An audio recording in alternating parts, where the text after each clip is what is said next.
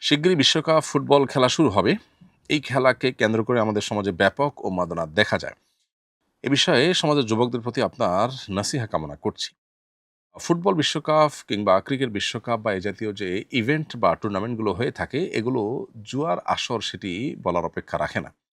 যেগুলোকে আমরা নিছক বিনোদন হিসাবে গ্রহণ করছি, এগুলো বিশ্ব বেনিয়াদের অনেক বড় বড় বাণিজ্যের অংশ। ফলে আমরা মূলত সেই ব্যবসার টুল হিসাবে ব্যবহৃত হচ্ছি। আমাদেরকে ইসলামী শরিয়া সুস্থভাবে বেঁচে থাকার প্রয়োজনে বিনোদনের বহু পথ, বহু উপায় রেখেছে। সেগুলো আমাদের অবলম্বন করা উচিত। নবী করিম সাল্লাল্লাহু আলাইহি ওয়াসাল্লাম বলেছেন, মিন হুসনি ইসলামিল মারই তারকুহু মা লা ইয়ানি। একজন মুসলমান ইসলাম সুন্দর হবে তখনই যখন সে অনর্থক অহেতুক কাজ পরিহার করবে। কোরআনে কারিমে আল্লাহ তাআলা সফল মুমিন এবং জান্নাতুল ফিরদাউসের উপযুক্ত হবে যে সমস্ত মুমিনরা, তাদের বৈশিষ্ট্য বলতে গিয়ে সূরা মুমিনুনের শুরুতে বলেছেন, ওয়াল্লাযীনা হুম আনিল লাগবি মুরিদুন, যারা লাগব বা অহেতুক অনর্থক কাজ থেকে বিরত থাকবে, বেঁচে থাকবে, এই মানুষগুলো জান্নাতুল ফিরদাউসের অধিবাসী হবে। সেজন্য এ সমস্ত খেলাধুলাতে মত্ত হয়ে থাকা, এগুলোতে মাশগুল হয়ে থাকা এবং এগুলোর মধ্যে উন্মাদনায় ডুবে থাকা, এটা কোনো মুমিনের সাথে যায় না। একজন মুমিন যিনি আখিরাতে বিশ্বাসী হবেন, একজন ঈমানদার যিনি জান্নাত জাহান্নামে বিশ্বাসী হবেন, তার কাছে জীবনের প্রতিটা মুহূর্ত গুরুত্বপূর্ণ। তিনি সময় নষ্ট করতে পারেন না এভাবে। অন্তত বিনোদনের নামে আরেকজন খেলাধুলা করবে, সেখানে তার লাভ লস নিহিত আছে। এটার পেছনে বহু জুয়া, বহু হারাম বিষয় জড়িত আছে।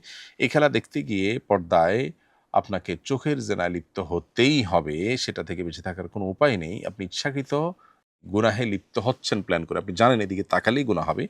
সেদিকে আপনি তাকাচ্ছেন, অথচ সেদিকে না তাকিয়ে আপনি পারেন। তো এই কাজটি সন্দেহাতীতভাবে নাজায়েজ এবং গুনাহের কথা। এটি বলার অপেক্ষা রাখে না। যে পরিমাণ কর্মঘণ্টা এর ফলে নষ্ট হয়, যে পরিমাণ জুয়ার আসর এখানে বসে, এটা বিশ্ববাসীর জন্য সার্বিক বিচারে ক্ষতিকর, শুধুমাত্র ধর্মীয় বিচারে নয়। অনলাইন অফলাইনে যে পরিমাণে মারামারি হয়, হানাহানি হয়, যে পরিমাণে আপনার রেষারেষি হয়, এমনিতে আমাদের সমাজে ধর্মীয়, রাজনৈতিক নানা কারণে ভেদাভেদের অভাব নেই। আবার খেলাকে ঘিরে আমরা বিভিন্ন দেশের অনুসারী হয়ে, ভাগ হয়ে আপনার গন্ডগোল, ফাসাদ হতে পর্যন্ত দেখা যায়। অনেককে আত্মহত্যা করতে পর্যন্ত দেখা যায়। রাত জেগে খেলা দেখা এবং স্বাস্থ্য ঝুঁকি, পড়াশোনা নষ্ট হওয়া সহ বহুবিধ ক্ষতি এ সমস্ত টুর্নামেন্টের কারণে আমাদের হয়ে থাকে। লাভ যদি আমরা বলি তাহলে অলমোস্ট 0।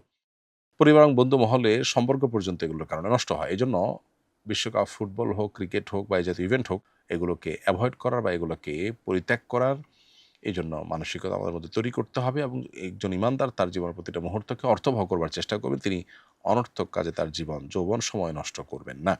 কারণ এগুলো সবগুলোর জন্য আল্লাহর কাছে জবাবদিহি আমাদের করতে হবে, আমাদের জীবন কি আমরা কাটিয়েছি সেজন্য। আসুন্নাহ ফাউন্ডেশন, উম্মার স্বার্থে সুন্নাহর সাথে।